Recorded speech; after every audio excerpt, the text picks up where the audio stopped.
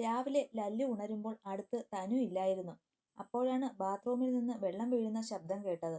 അവൻ ഒരു കള്ളച്ചിരിയോടെ അവൾ കിടന്ന തലയണ എടുത്ത് നെഞ്ചോട് ചേർത്ത് പിടിച്ച് കണ്ണടച്ചു. തനു കുളിച്ചിറങ്ങുമ്പോൾ ലല്ലു നല്ല ഉറക്കം പിടിച്ചിരുന്നു. അവനെ ഒരു ചിരിയോടെ നോക്കി തനു താഴേക്ക് പോയി. ആദ്യം പോയി പൂജാമുറിയിൽ കയറി പ്രാർത്ഥിച്ചു. പിന്നെ നേരെ അമ്മയുടെ അടുത്തേക്ക് പോയി. ആഹാ, മോള് രാവിലെ തന്നെ എഴുന്നേറ്റോ? ഞാൻ വീട്ടിൽ എണീക്കുന്ന സമയത്ത് എണീറ്റതാ. അവരൊക്കെ എവിടെ? തനു ചിരിയോടെ ചോദിച്ചു. ആ, അവരുടെ കാര്യമൊന്നും പറയണ്ട മോളെ. മൂന്നും മൂട്ടിൽ വെയിലടിക്കാതെ എണീക്കില്ല, ഇളയമ്മ ചിരിയോടെ പറഞ്ഞു. മോൾ ഈ ചായ കൊണ്ട് പുറത്തിരിക്കുന്നവർക്ക് കൊടുക്ക്. ലല്ലു എണീക്കാൻ വൈകും. ഹേമ ചായ തനുവിന്റെ കയ്യിലേക്ക് കൊടുത്തു. തനു നിറഞ്ഞ ചിരിയോടെ ആ ചായ വാങ്ങി പുറത്തേക്ക് പോയി. വരാന്തയിൽ സച്ചിയും വിശ്വനും മുത്തശ്ശനും ഉണ്ടായിരുന്നു. ദാ, എല്ലാവരും ചായ കുടിച്ചിട്ടാകാം ഇനി സംസാരം, തനു ചിരിയോടെ പറഞ്ഞു. അവർ എല്ലാവരും ഒരു ചിരിയോടെ ചായ എടുത്തു. അപ്പോഴാണ് മുറ്റത്ത് നിന്ന് മുത്തശ്ശി കയറി വന്നത്. മോള് നേരത്തെ എണീറ്റോ? മുത്തശ്ശി ചായ കയ്യിൽ വാങ്ങിക്കൊണ്ട് ചോദിച്ചു. ഞാൻ വീട്ടിലെ ശീലം വെച്ച് എണീറ്റതാ, തനു നിറഞ്ഞ ചിരിയോടെ പറഞ്ഞു. ലല്ലു എണീറ്റോ മോളെ? സച്ചി ചോദിച്ചു. ഇല്ല അച്ഛാ, അമ്മ പറഞ്ഞു ലല്ലു എണീക്കാൻ വൈകുമെന്ന്. ആ, അവൻ ലീവിന് വരുമ്പോൾ അല്ലേ ഇങ്ങനെ ഉറങ്ങാൻ പറ്റൂ, അല്ലാതെ അവിടെ ഒറ്റയ്ക്കല്ലേ വെപ്പും കുടിയും, അതുകൊണ്ട് രാവിലെ ഉണരും, മുത്തശ്ശി പറഞ്ഞു. രാവിലെ എന്നെക്കുറിച്ചാണല്ലോ ചർച്ച, ചിരിയോടെ ഫോണും പിടിച്ചു വന്ന ലല്ലു പറഞ്ഞു. ആ, മോള് പറഞ്ഞു നീ എണീറ്റില്ലെന്ന്, വിശ്വം പറഞ്ഞു. ഒരു കാൾ വന്നു ഓഫീസിൽ നിന്ന്, അങ്ങനെ എണീറ്റതാ. എന്റെ ലല്ലു, ആ കുന്ത്രാണ്ടത്തിന് 2 ആഴ്ച റെസ്റ്റ് കൊടുത്തുകൂടെ നിനക്ക്, മുത്തശ്ശൻ ചോദിച്ചു. 2 ആഴ്ചയോ? മുത്തശ്ശൻ ഇത് എന്തൊക്കെയാ പറയുന്നേ? ഞാൻ മറ്റന്നാൾ തിരിച്ചു പോകും, എനിക്കവിടെ ഒരുപാട് ജോലിയുണ്ട്, ലല്ലു പറഞ്ഞു. സച്ചി, നിന്റെ മോൻ പറഞ്ഞത് കേട്ടോ നീ? അപ്പോൾ പിന്നെ ഈ കൊച്ചിനെ കൊണ്ട് വിരുന്നുപോക്കൊക്കെ ഉള്ളത് ആര് നടത്തും, മുത്തശ്ശൻ കുറച്ച് ദേഷ്യത്തിൽ തന്നെ ചോദിച്ചു. മുത്തശ്ശ, ഈ വിരുന്നെന്ന് പറയാൻ ബന്ധുവീടുകൾ പോകുന്നതല്ലേ. ഞാൻ ഇവളെയും കൊണ്ട് കുറച്ചു കഴിഞ്ഞ് അമ്പലത്തിൽ പോകും. അത് കഴിഞ്ഞ് 1-2 ബന്ധുവീട്ടിലൊക്കെ പോകാം. നാളെയും അങ്ങനെ എന്തെങ്കിലും. മറ്റന്നാൾ ഇവളെയും കൊണ്ട് ഒന്ന് പുറത്തു പോണം. വൈകുന്നേരം ഞാൻ തിരിച്ചു പോകും, അത്ര തന്നെ. അതിന്റെ പിറ്റേന്ന് ഞാൻ ജോയിൻ ചെയ്യും. ഇവളും ഓഫീസിൽ പോയി തുടങ്ങും. ലല്ലു പറഞ്ഞത് കേട്ട് തനു ചിരിയോടെ അകത്തേക്ക് പോയി. ബാക്കി എല്ലാവരും അവനെ നോക്കി. അല്ലെങ്കിലും പണ്ടത്തെ പോലെ ആരും ആചാരവും രീതികളും ഒന്നും നോക്കാറില്ലല്ലോ. നിങ്ങളുടെ ഇഷ്ടം പോലെ നടക്കട്ടെ, മുത്തശ്ശനും മുത്തശ്ശിയും എണീറ്റ് പോയി. നീ എന്താ ലല്ലു ഇങ്ങനെ, സച്ചി ചോദിച്ചു. അച്ഛനറിയാമല്ലോ, എനിക്ക് പറയാനുള്ളത് ആരോടായാലും എങ്ങനെയായാലും ഞാൻ പറയും. അതിൽ ആർക്കും ഒന്നും തോന്നിയിട്ട് കാര്യമില്ല, അവൻ അകത്തേക്ക് കയറിപ്പോയി. തനു, പോയി റെഡി ആയിക്കോ, അമ്പലത്തിൽ പോണം, മുറിയിലേക്ക് പോകുമ്പോൾ അടുക്കളയിലേക്ക് നോക്കി വിളിച്ചു പറഞ്ഞു ലല്ലു. അധികം വൈകാതെ തന്നെ തനു റെഡിയായി വന്നു. അവളുടെ പിന്നാലെ തന്നെ അവനും റെഡിയായി വന്നു. ഞങ്ങൾ പോയിട്ട് വരാം മുത്തശ്ശി, തനു മുത്തശ്ശിയുടെ അടുത്തേക്ക് പോയി പറഞ്ഞു. സൂക്ഷിച്ചു പോയിട്ട് വാ മക്കളെ. ലല്ലു, മോളെ സൂക്ഷിച്ചു കൊണ്ടുപോകണം, മുത്തശ്ശി കരുതലോടെ പറഞ്ഞു. ലല്ലുവും തനുവും കാറിലാണ് അമ്പലത്തിലേക്ക് പോയത്. പോകുന്ന വഴി ലല്ലു ഒരുപാട് സംസാരിക്കുന്നുണ്ട്. അവന് എല്ലാത്തിനെക്കുറിച്ചും ഒരു പ്ലാനിംഗ് ഉണ്ട്. ഇത്രയും സംസാരിക്കുന്ന ഏട്ടനെക്കുറിച്ച് അനിയത്തിമാർക്ക് പരാതിയാണല്ലോ ലല്ലു, തനു ചെറുചിരിയോടെ അവനെ നോക്കി ചോദിച്ചു. അതിനെനിക്കിപ്പോൾ സമയം കിട്ടാറില്ലടോ. ജോലി കിട്ടും മുന്നേ ഞാൻ ഇങ്ങനെ അല്ലായിരുന്നു. പക്ഷേ ഇപ്പോൾ ജോലി, ടെൻഷൻ, ഓട്ടം എല്ലാം കൂടി അവരെ നേരെ കാണാൻ തന്നെ പറ്റുന്നില്ല, ലല്ലു പറഞ്ഞു. ജോലി ജോലി എന്നൊക്കെ പറഞ്ഞ് ബന്ധങ്ങൾ മറക്കരുത് ലല്ലു. ഈ വിഷയം മുമ്പും നമ്മൾ സംസാരിച്ചിട്ടുണ്ട്. ജോലിക്ക് ടൈമുണ്ട്, പക്ഷേ ബന്ധങ്ങൾ നിലനിർത്താനും അതുപോലെ ടൈം കണ്ടെത്തണം. സമയം നമ്മൾ കണ്ടെത്തുന്നതാണ് എല്ലാ കാര്യത്തിനും, തനു പറഞ്ഞു. താൻ പറഞ്ഞത് ശരിയാണ്. ശ്രമിക്കാം. അവർക്ക് ഏട്ടനായി ഞാനേ ഉള്ളൂ. അപ്പോൾ അവർക്ക് ആഗ്രഹമുണ്ടാകില്ലേ എൻ്റെ കൂടെ പുറത്തൊക്കെ വരണം, ഓരോന്ന് എൻ്റെ കൈകൊണ്ട് വാങ്ങിക്കൊടുക്കാനൊക്കെ. എനിക്കും ആഗ്രഹമുണ്ട്, പക്ഷേ സമയം, ലല്ലു പറഞ്ഞു. ലല്ലു, തനു ഗൗരവത്തിൽ വിളിച്ചു. ഇല്ല മേഡം, ഞാനൊന്നും പറയുന്നില്ല, ലല്ലു ചിരിയോടെ പറഞ്ഞു. തനു ആയിട്ട് അനിയത്തിമാർ 3 പേരും കമ്പനിയാണ്. അതുകൊണ്ട് തന്നെ ചേട്ടനെ അടുത്ത് കിട്ടാത്തതിന്റെ പരിഭവങ്ങളും സങ്കടങ്ങളും ഒക്കെ അവർ തനുവിനോട് പറയാറുണ്ട്. അത് അവൾക്കറിയാം. ലല്ലുവിനോട് അതിനെക്കുറിച്ച് ഇടയ്ക്ക് സംസാരിക്കാറുമുണ്ട്. അങ്ങനെ ഓരോന്ന് സംസാരിച്ച് 2 പേരും അമ്പലത്തിലെത്തി. അമ്പലത്തിൽ കയറുമ്പോൾ തന്നെ ലല്ലു ഷർട്ട് അഴിച്ച് തനുവിനെ ഏൽപ്പിച്ചു. 2 പേരും നിറഞ്ഞ മനസ്സോടെ ഭഗവാനെ തൊഴുതു. തൊഴുതിറങ്ങി 2 പേരും അടുത്തുള്ള ഒരു അമ്മായിയുടെ വീട്ടിൽ പോകാൻ തീരുമാനിച്ചു. കാറിൽ കയറിയപ്പോൾ മുതൽ ലല്ലു എന്തോ ആലോചനയിലാണ്. ലല്ലു, എന്താ ഇത്ര ആലോചന? ഞാൻ കുറച്ചു നേരമായി ശ്രദ്ധിക്കുന്നു. അല്ലടോ, താൻ നേരത്തെ പറഞ്ഞ കാര്യങ്ങളൊന്ന് ആലോചിച്ചു പോയതാ. ഞാനില്ലെങ്കിലും ഇനി അവരുടെ പരാതികൾ കേൾക്കാനും അതൊന്ന് പരിഹരിക്കാനും ഒക്കെ ഒരാളായല്ലോ, ലല്ലു ചെറുചിരിയോടെ പറഞ്ഞു. ദേ ലല്ലു, എന്റെ സ്വഭാവം മാറ്റരുത്. ചുമ്മാ പറഞ്ഞതാടോ ഞാൻ. എന്തായാലും ഇനി ആഴ്ചയിൽ ഒരിക്കൽ വീട്ടിൽ വരും. പറ്റിയാൽ 2-3 ദിവസം ലീവൊക്കെ എടുക്കാം ഇടയ്ക്ക്, ലല്ലു പറഞ്ഞു. എനിക്ക് വേണ്ടിയോ? ഞാൻ പറഞ്ഞു എന്ന് കരുതിയോ? വേണ്ടാട്ടോ, സ്വയം തോന്നിയാൽ മതി, തനു പറഞ്ഞു. അവളുടെ സ്വഭാവം അങ്ങനെയാണ്. പറയാനുള്ളത് എന്തു തന്നെയായാലും ലല്ലുവിനെ പോലെ പറയും. പോരാത്തതിന് സംസാരം കുറച്ചാണെങ്കിലും പറയുന്ന വാക്കുകളൊക്കെ ഉറച്ചതായിരിക്കും. ലല്ലുവിന് അതാണ് ഇഷ്ടവും. പിന്നെ രണ്ടുപേരും ഓരോന്ന് സംസാരിച്ച് യാത്ര തുടർന്നു. രണ്ടുപേരും അന്നത്തെ ദിവസം രാവിലെ കാപ്പിയും ഉച്ചയൂണും വൈകുന്നേരത്തെ ചായയും ഒക്കെ ഓരോ വീട്ടിൽ നിന്നും കഴിച്ചു. രാത്രിയാണ് വീട്ടിലെത്തിയത്. വന്നു കയറി ഒന്ന് ഫ്രഷായി ഇറങ്ങിയതും ത്രിമൂർത്തികൾ വന്ന് തനുവിനെ കൂട്ടി വിശേഷം തിരക്കാൻ കൊണ്ടുപോയി. തനുവിനോട് സംസാരിച്ചിരിക്കുമ്പോഴാണ് ലല്ലു അവരുടെ അടുത്തേക്ക് വന്നത്. ഞാനിപ്പോൾ വരാം, വീട്ടിലൊന്ന് വിളിക്കട്ടെ. ലല്ലു, നിങ്ങൾ സംസാരിക്ക്. അനിയത്തിമാരോട് ലല്ലു കുറച്ചു സമയം സംസാരിക്കട്ടെ എന്ന് കരുതി മനഃപൂർവ്വം പുറത്തേക്ക് പോയതായിരുന്നു. ലല്ലു മൂന്നിനെയും സൂക്ഷിച്ചു നോക്കി. മൂന്നും എന്തോ അവനോട് ചോദിക്കാനുള്ള പുറപ്പാടാണ്. എന്താണ് ത്രിമൂർത്തികൾ എന്നെ ആദ്യമായി കാണുന്നത് പോലെ നോക്കുന്നത്? എന്തെങ്കിലും പറയാനോ അറിയാനോ ഉണ്ടോ? അവരെ നോക്കി ലല്ലു ചോദിച്ചു. ഏട്ടാ, അതില്ലേ? മൂന്നുപേരും കൂടെ അവന്റെ തോളിലും കയ്യിലുമായി പിടിച്ച് അവനോട് ചേർന്നിരുന്നു. മൂന്നും സോപ്പിംഗ് നിർത്തി കാര്യം പറയും. എന്താ കാര്യം? അതില്ലേ ഏട്ടാ, നാളെ നിങ്ങൾ പോകുമ്പോൾ നമ്മൾ കൂടെ വരട്ടെ. ഏട്ടൻ നാളെ പോയി വന്നു എപ്പോൾ നമ്മൾ പുറത്തു പോകും? ഇതാകുമ്പോൾ രണ്ടും നടക്കുമല്ലോ, മാലു പറഞ്ഞു. ലല്ലുവിന് കുറ്റബോധം തോന്നി. അനിയത്തിമാരുടെ ആഗ്രഹം കേട്ട് അവർക്ക് തന്നോട് അത്രയും ഉണ്ടായിട്ടും അത് മനസ്സിലാക്കാൻ പറ്റാത്തതിൽ വേദന തോന്നി. ലല്ലു ചിരിയോടെ മൂന്നിനെയും നോക്കി. നാളെ എന്തായാലും ഞങ്ങൾ പോകും. കാരണം ഇവിടെ മുത്തശ്ശി അല്ലെങ്കിൽ വാളെടുക്കും. നമുക്ക് മറ്റന്നാൾ എല്ലാവർക്കും കൂടെ പുറത്തു പോകാം. എന്താ? നാളെ വൈകുന്നേരം വേണേൽ വന്നിട്ട് ബീച്ചിൽ കൊണ്ടുപോകാം നിങ്ങളെ, ലല്ലു ചെറുചിരിയോടെ പറഞ്ഞു. മൂന്നും പരസ്പരം നോക്കി. പിന്നെ ചിരിയോടെ തലയാട്ടി. തനു അവരുടെ സംസാരം വാതിൽ നിന്ന് കേട്ടിട്ട് ചിരിയോടെ വീട്ടിൽ വിളിക്കാനായി മുറിയിലേക്ക് പോയി. ഇല്ലമ്മേ, ലല്ലു മറ്റന്നാൾ പോകും. എന്നാ പിന്നെ മോളും മോനും കൂടെ നാളെ ഇങ്ങോട്ടൊന്ന് വായോ? ഇല്ലമ്മേ, ലല്ലു അടുത്ത ആഴ്ച ലീവിന് വരും. അപ്പോഴേക്കും ഞങ്ങൾ അങ്ങോട്ട് ഇറങ്ങാം. നിങ്ങളുടെ ഇഷ്ടം പോലെ ചെയ്. എൻ്റെ അമ്മക്കുട്ടി ചൂടാവണ്ട, ലല്ലുവിൻ്റെ തിരക്ക് അറിയാവുന്നതല്ലേ. അടുത്ത ആഴ്ച എന്തായാലും ഞങ്ങൾ വരും. പിന്നെ ഇടയ്ക്ക് ഞാൻ അങ്ങോട്ട് വന്ന് എൻ്റെ അച്ഛനെയും അമ്മയെയും കണ്ടോളാം. അതുപോരെ? തനു ചിരിയോടെ അമ്മയോട് ചോദിച്ചു. ഓടി കാന്താരി. എൻ്റെ അച്ഛൻ എവിടെ? അച്ഛൻ പുറത്തു പോയേക്കുവാ മോളെ. അവിടെ എല്ലാവരും എന്തിയേ? ലല്ലു ത്രിമൂർത്തികളുടെ അടുത്തുണ്ട്. അച്ഛനും അമ്മയും ഇളയമ്മ ഒക്കെ താഴെയുണ്ട്. ഞാൻ അമ്മയെ വിളിച്ച് വിളിച്ച് ഇങ്ങ് മുകളിൽ വന്നു. ശരി മോളെ, നാളെ വിളിക്കാം. അല്ല, മോൾ എന്നാ ജോലിക്ക് പോയി തുടങ്ങുന്നേ? ഞാൻ മറ്റന്നാ പോയി തുടങ്ങും. ശരി അമ്മേ, ഞാൻ വിളിക്കാം. തനു കോൾ കട്ടാക്കി ഒരു ചെറു ചിരിയോടെ പുറത്തേക്ക് നോക്കി നിന്നു. പെട്ടെന്ന് പിറകിൽ നിന്ന് രണ്ട് കൈകൾ അവളെ പൊതിഞ്ഞു പിടിച്ചു കഴുത്തിൽ മുഖം പൂഴ്ത്തി. തനു ചിരിയോടെ ആ കൈയിൽ മുറുകെ പിടിച്ച് ചിരിയോടെ നിന്നു. എന്തു പറ്റി?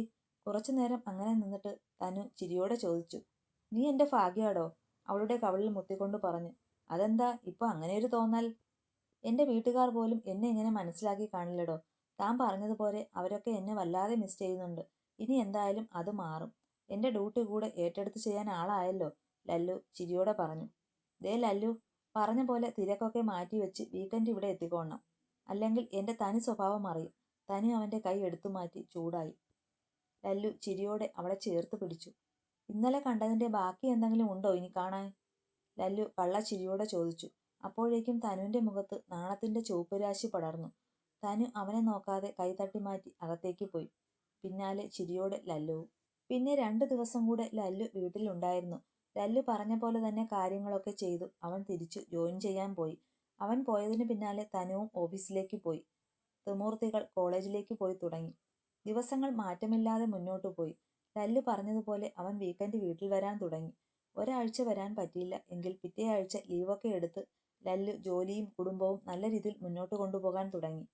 അവന്റെ സ്വഭാവത്തിലെ മാറ്റം കൂടെ ജോലി ചെയ്യുന്നവരെയും അതുപോലെ വീട്ടിലുള്ളവരെയും ഞെട്ടിച്ചു. എല്ലാവരും അതിന് തനുവിനെ അഭിനന്ദിച്ചു.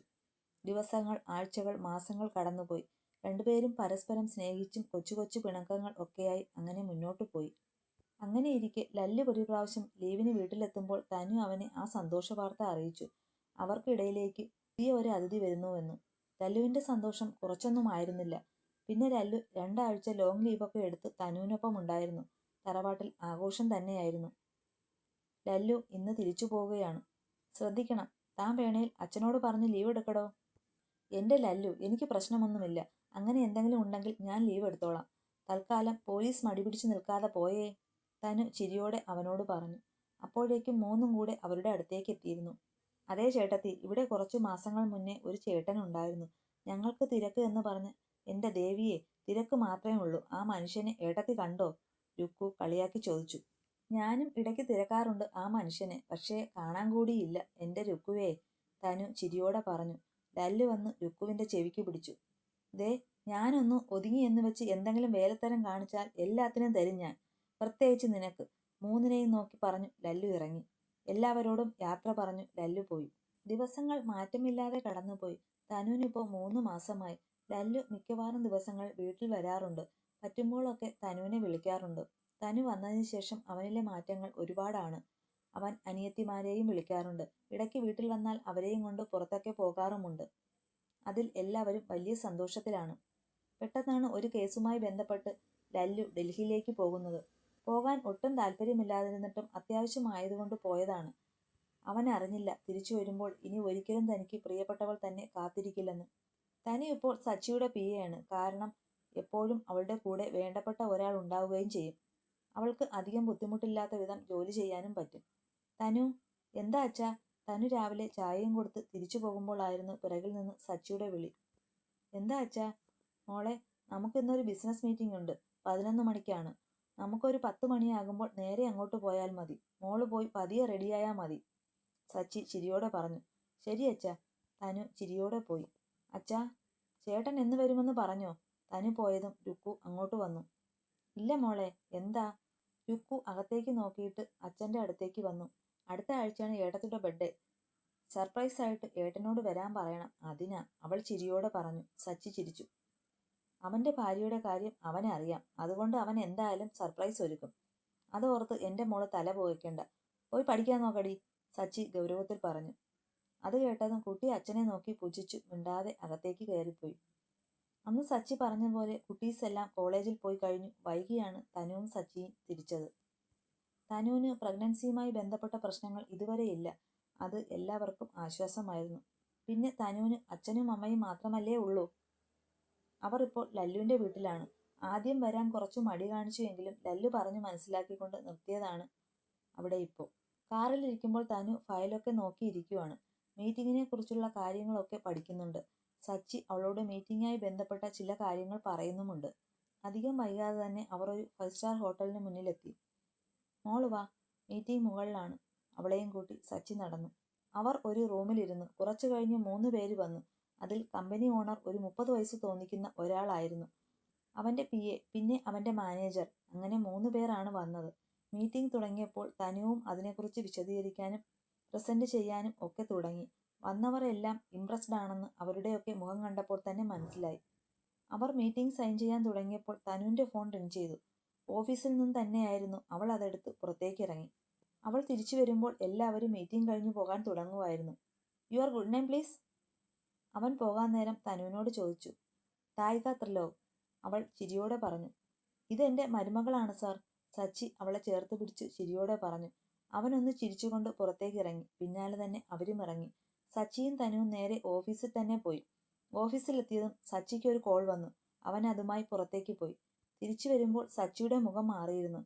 അത് തനു ശ്രദ്ധിച്ചു. കാര്യം തിരക്കിയെങ്കിലും ഒന്നുമില്ലെന്ന് പറഞ്ഞൊഴിഞ്ഞു. 2 ദിവസങ്ങൾ വീണ്ടും കഴിഞ്ഞുപോയി. 3-ാം ദിവസം സച്ചി വീണ്ടും ഒരു മീറ്റിംഗ് ഉണ്ടെന്ന് പറഞ്ഞ് തനുവിനെ കൂട്ടി ആ ഹോട്ടലിലേക്ക് ഒരു രാത്രി എത്തി.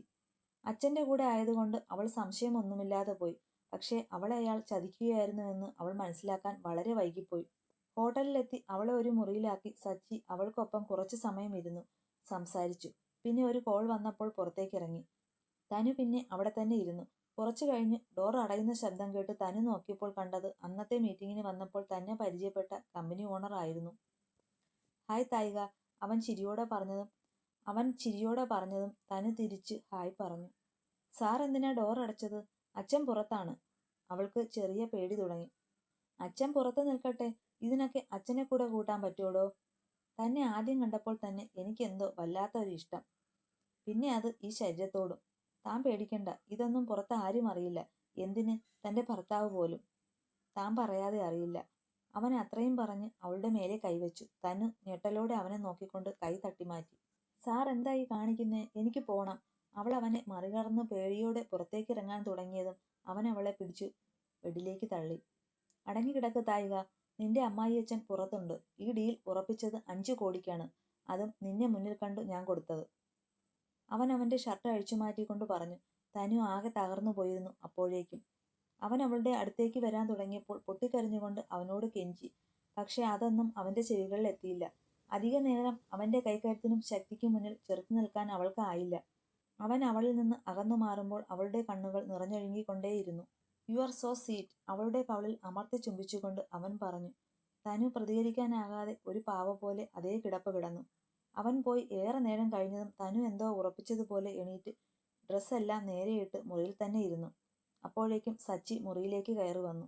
അയാളെ കണ്ടതും തനു ദേഷ്യത്തിൽ നോക്കി. ആ നോട്ടം താങ്ങാനാകാതെ സച്ചി മുഖം കുനിച്ചു.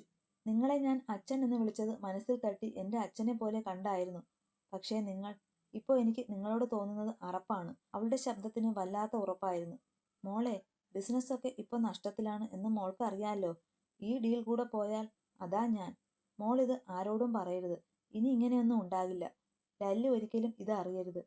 ഞാൻ വേണേ മോളുടെ കാല് പിടിക്കാം. അവൻ്റെ വാക്കുകൾ കേട്ട് തനു ദേഷ്യത്തിൽ അയാൾക്ക് നേരെ അലറി. എൻ്റെ സ്ഥാനത്ത് തൻ്റെ സ്വന്തം മോളോ ഭാര്യയോ ആണെങ്കിൽ താൻ ഇങ്ങനെ കണ്ടവന്മാർക്ക് കൂട്ടിക്കൊടുക്കോടോ? ഛേ, അച്ഛൻ എന്ന് വിളിച്ച എൻ്റെ നാവ് മുറിച്ചു മാറ്റാനാണ് എനിക്കിപ്പോൾ തോന്നുന്നത്. അത്രയും പറഞ്ഞു ദേഷ്യത്തിൽ അവൾ ഇറങ്ങിപ്പോയി. സച്ചി അവൾ പോയ വഴിയെ ദേഷ്യത്തിലൊന്ന് നോക്കി. പിന്നെ എന്തോ ആലോചിച്ചുറപ്പിച്ച പോലെ ഒരു വല്ലാത്ത ചിരിയോടെ അവളുടെ പിന്നാലെ ഇറങ്ങി. വീട്ടിലെത്തും വരെ തനു ഒരക്ഷരം മിണ്ടിയില്ല. വീട്ടിലെത്തിയപ്പോൾ എല്ലാവരും അവളുടെ മുഖം വല്ലാതെ ഇരിക്കുന്നത് കണ്ട് കാര്യം തിരക്കിയെങ്കിലും തലവേദനയാണെന്ന് പറഞ്ഞ് മുറിയിലേക്ക് പോയി.